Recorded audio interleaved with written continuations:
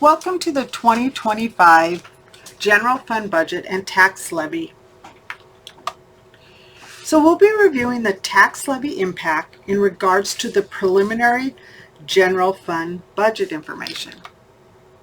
The first thing we're going to look at is our tax calculation in our city tax rate and levy.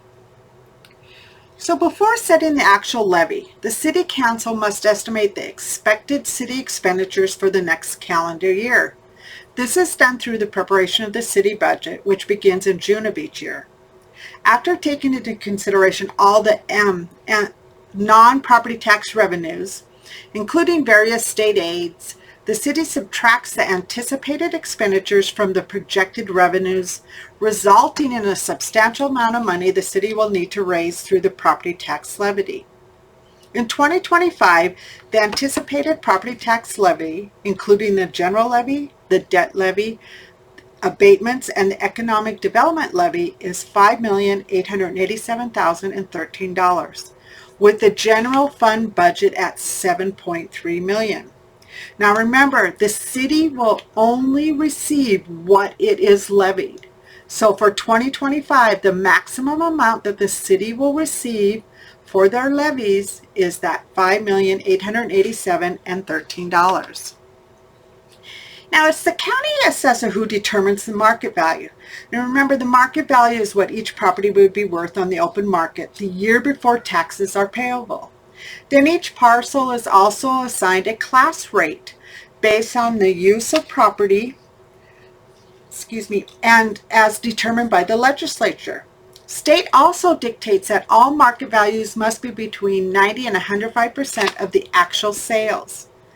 The 2024 assessment values are what are used for the 25 property taxes. The estimated residential values have gone down slightly. So estimated market values of properties within the city limit, again, are determined by the county assessor. So how does the assessor estimate your market value? So they estimate the market value, and this represents like what your property would sell for on the open market. Again, the assessors review the sales from October 1st to September 30 and adjust the prices for market trends to estimate the value of your property. The state also dictates that all market values must be within the 90 and the 105% of the actual property sales during that same time frame. And this is all done as of prior to January 1 of like 2024 for your 2025 property taxes. While the estimated market value shows what your property would likely sell for on the open market, the taxable market value is used to determine the tax levy against the properties. The taxable market value is estimated value less any tax exemptions such as deferrals or or value exclusions. And a value exclusion is like your homestead market value exclusion.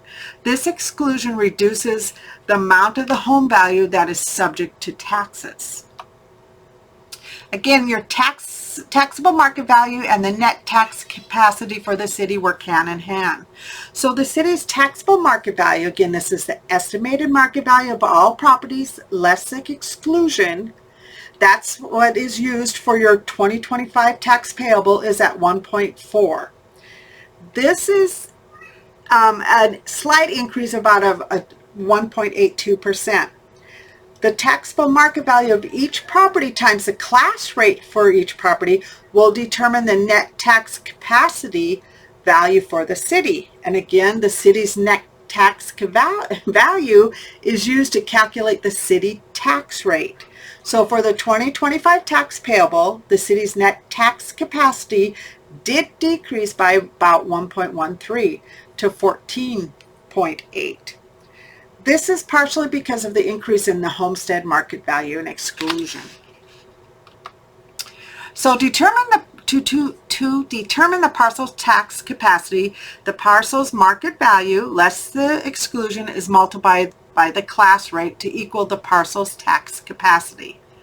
So in this example, the estimated market value was $294,000. There was a homestead exclusion of $10,000 that led the taxable market value at $284,201. That amount is what's times the class rate of 1%, and that equals your parcel's tax capacity. So it's that tax capacity times the city tax rate. Those are the amount of taxes levied against the property. And just so you realize, the homestead exclusion has been changed for 2025 taxes. The current market value less than $95,000 has been increased, to $517,000, where and the deduction amount is $38,000. So this has a bearing as to why our tax capacity has decreased because of this homestead exclusion. It's beneficial to your residents, but it also means your commercial properties will be paying more taxes, because again, the city is going to receive that $5 million that they're levying. It is spread among all properties. Next, let's look at our city tax rate. Again, local governments do not set the tax rate, but instead the tax rate is a function of the levy and the local tax base. The city's tax rate is calculated based on the total levy amount, so the funds needed to cover the city services, divided by that city's net tax capacity for that year. So for 2025, the city's tax rate is projected to increase by 2.27% to 39.52, with the total levy increase of about 4.49 to that 5.8 million. So again, kind of the breakdown of that total levy, 86% is allocated towards the general levy. These are the funds needed to balance our budget. About 2% is allocated towards the Big Lake Economic Development Authority. 10% is for debt services. These are the 2025 principal and interest debt payments. And 2% is for property tax abatements. This is pretty consistent throughout the years. So with the city tax rate of 39.52, let's look at what a residential property with a value of $375,000, what their estimated city's portion of the property taxes would be. And that is going to be approximately around $1,423 for the year, or around $6.18 more a month than the prior year. And this is only if the property values are decreased by about 1%, which is what the average projected decrease is for residential property values. Again, these numbers are going to change once the county actually redefines all the net tax capacities, or our budget is changed at all. This will have a bearing on what the impact will be to property tax owners. Now, if we look at our commercial property, their rate values have increased for around about 4%. So with a city tax rate of 39.52, they're going to see about a $62 a month increase. Now, in past years, your commercials have seen a reduction, but again, due to the homestead exclusion, the tax burden is shifting a little bit from residential to commercial. So let's kind of review our levy increases throughout the year. So the total levy for the city has increased on an average about 4.8 per year from 2014 through 2025. So, and as you can see, the general levy, that's the bar in the blue. These are the funds that are used to provide the services to taxpayer. It also has increased since 2014. This increase is a reflection of the population increase of about 22% since 2010, and inflationary increases of around about 31%. So on average, inflation is like 2.82%. The debt service levy has decreased since 2014, and that's because of the decrease in the city's debt.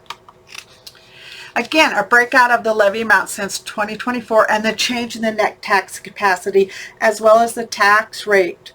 Now remember, our concept levies are not improved. Instead, they're just used for long-term planning and to see what impacts would be on the tax levy when determining for future budget increases, as well as future debt and elimination of other revenue sources such as franchise fees. We also, when projecting for our long-term planning, we always only project like a 3% increase in our net tax capacity. and hoping that this is like true new construction. For this year, the construction increase to our overall tax capacity is about 1.34% was added to valuations. So now that we've kind of gone over what the tax levy information is, let's go on to our general fund budget. So with our general fund budget, we're going to be reviewing revenues as well as expenditures. So where does the money come from? Well, in order to balance the city budget, the city must levy a considerable amount of funds. So currently 66% of all revenues received that are used to provide city services come from property taxes. This is consistent throughout the years. The city is budgeting a transfer again of $450,000 from the liquor store. These funds are used to help support city services as well as future projects. Again, thank you who all support the city's liquor store, as without that support, the city would not be able to budget this transfer and would have to either raise property taxes or cut services. For 2025, the first draft of the general fund revenue budget is at $7.3 million. The significant increases are taxes due to the increase in the levy amount and license and permits. Staff did increase building permits slightly to reflect additional development, but we're only projecting around 50 new homes. Staff also did increase interest earning to reflect the current trend. The rest of the revenues reflects increases based on trends and new developments. In 2025, there are no funds allocated to the ECFE in the park, so there will not be any designated fund balance used. Now let's move on to our expenditure. So what is the money spent on? Well, since the city's main objective is to provide city services, it's apparent that, and also expected, that the majority of the budget would be allocated to personnel. So for the 25 budget, 65% is allocated to employee services. This is personnel. And this is consistent throughout the years. Just a note regarding the pass-through expenditures and revenue, if the Big Lake Fire Relief Association moves to the state fire retirement fund, then the city will no longer have that pass-through expenditure or revenue, as the state will send the funds directly to the state retirement fund. So when determining the budget, the finance starts really with a zero budget and then builds based on the following. So the first thing we work with is the personnel budget. So what is each staffing's needs within their departments, as well as what is the pay plan going to be raised, who moves to the next step, the cost associated to the budget, or to the benefits, excuse me. The budget then is reviewed with the Personnel Committee for comment. With professional service budgets, this is developed based on service contracts that are already in place. We review these year over year and compare it to spending per each department and adjust as needed. The operating budget is based on all, any other cost associated with operating the city. The finance will develop a budget for each line item based on what charges they've seen year over year, and then come up with an overall budget for the entire city, general fund departments. Then after that has been determined, what the impact will be to levy, finance then will meet with the city administrator before sending it out to all the departments. Once the departments have reviewed it, they can request changes. However, if the overall budget increase, there must be a valid reason for those increases. Finance and the city administrator, then we meet with each department, and once the final department budgets are determined, we will meet. Finance and the city administrator will meet with the finance committee to review the overall impact of the levy, and then any recommendations from the finance committee are what the finance brings forward to the full council for this workshop. So as you can see, the proposed total expenditure budget is that $7.3 million, the same as the revenue, so we have a balanced budget. It's an increase of $588,000 or 8.68%. the projected unassigned fund balance is going to be around 51% of the 26 concept budget and 55% of the 2025 proposed budget. So we're well within the guidelines that the city itself has established in maintaining their fund balance. What services are provided? Well, of course, we have 50% of all expenditures are allocated towards public safety. 15 is to our public works, 14 to general government, 3 to our EDA, 6 is to our transfer to our CIP funds for future projects or the next year's equipment purchases, and culture is 12% of all expenditures are allocated to culture. If you look throughout the years, pretty much the same breakdown among total percentage of budget based on the department is pretty consistent. With that 50% is mainly always public safety. And public safety includes our fire protective services, our police department, and building inspections. Now let's discuss the total changes to each budget. So for our general government, which is our mayor and council, planning, election, administration and finance, and our IT, the main increase is personnel. So of course we are budgeting for our paid family medical leave. Again, this isn't supposed to start to 1/1/26, but we have to report our first numbers this October. We also did increase meals for training and meetings. Planning, same thing, it's personnel. Again, step increases. Our insurance has increased, and we did increase training. For elections, there is a decrease. Well, that's because 2025 is a non-election year, so there's no judge pays. For the election judges pays. For administration and finance, again, the majority of the increase is personnel with our step increase, insurance increases. We also did increase some training because there's some upcoming trainings that staff would like to attend in 2025. We did increase legal as well as fiber and phone because the trend has been we are not budgeting enough for those line items. And for IT, there's just has been an increase in software cost. For our public safety, again, like I indicated, public safety is our police, our fire, and our building. For our police department, again, the majority of their increase is personnel. This budget does include the 17th officer. There is increase in operations and training cost. And with this, the 17th officer, for budget purposes only, this is purchased our budgeted at the higher rate of a K-9 officer, just in the event council does approve a 17 officer, and if it does in fact become a K-9 position. For fire, there's an increase in wages. The fire board has approved to start their pay plan at $16. Officers, firefighters will receive a step increase at the end if they have a positive performance. We also are looking at life insurance for our department. We did increase some training, their training budget, as well as uniform and liability insurance. For building, there is a decrease here because we no longer have an in-house building official. We have outsourced that, and this is the savings of having outsourced that position. With our streets and highway, which is engineering, fleet, and streets. With our engineering department, again, the majority of their increase is in personnel with step increase, the Paid Family Medical Leave Act, insurance increases, as well as there is a new position added to this department. This is an engineering tech.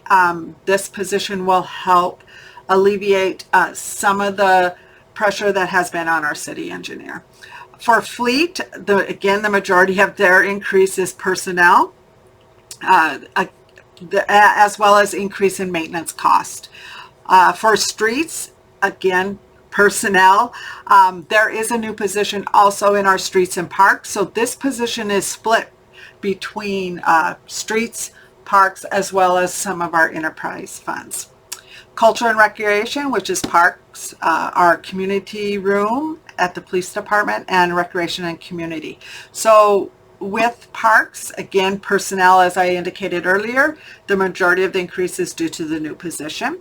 The Big Lake Community Service Room, which is the library and the police building, the majority of the increase there is due to liability insurance and utilities. The recreation and communications and community other, this again is the majority of the increase is for personnel.